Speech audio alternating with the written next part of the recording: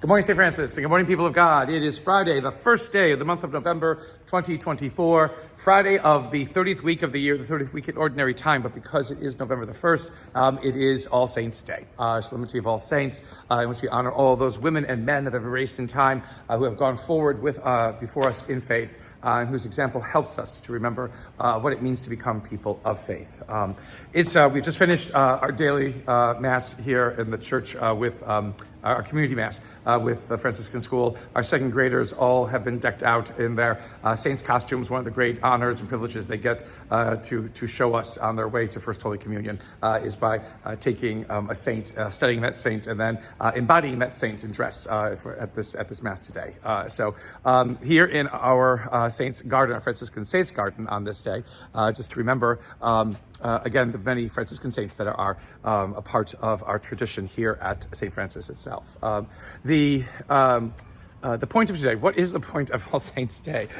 Again, the feast seems to have begun in November. I mean, it begun in May in other parts of Europe, and then moves to the fall because it begins to coincide with remembrances of the dead that would happen in Northern Europe and in Scandinavia in the Middle Ages. And so what was usually a May celebration to kind of coincide with Easter now becomes a celebration to coincide with the end of the year and remembering all of the deceased in the month of November, as in the Northern Hemisphere, things begin to die out and begin to go into hibernation, waiting for planes to fly over. So with that, though, in mind, again, our great readings today, again, focus on, again, those who dare to continue to persevere, not just endure in faith, and those who basically try to show us the way to live this life of faith in a dynamic, in a fruitful, and authentic kind of manner. It is a day in which, to assess the saints also, again, and who they have been and who they continue to be for us, and to perhaps even probe more deeply away from those kinds of, which are more urban legends at times about ideas of saints and sainthood and what it is.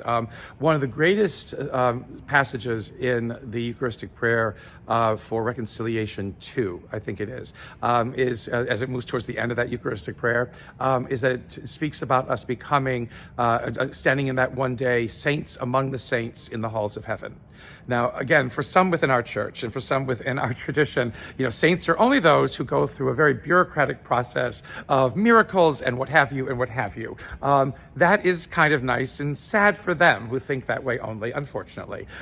We always want people to be better than us. We want people to, we need heroes all the time, which is why the Marvel comic universe, the DC comic universe, just makes so much money on movies like that of people who are better than us, who we can call upon as heroes. And again, even in our world today, the whole desire of what a hero is and naming heroes for this, that, and the other thing basically is kind of to show us sometimes what we are not and what they are, and thank God that they are there because we can't carry on ourselves. Not a good way of looking at humanity, and that's never really Jesus's mission, to come and basically say, you belong and you don't. You are holy and you are not. Jesus does not come to separate what is holy from what is not, although there are so many people who kind of continue to project that message and that idea.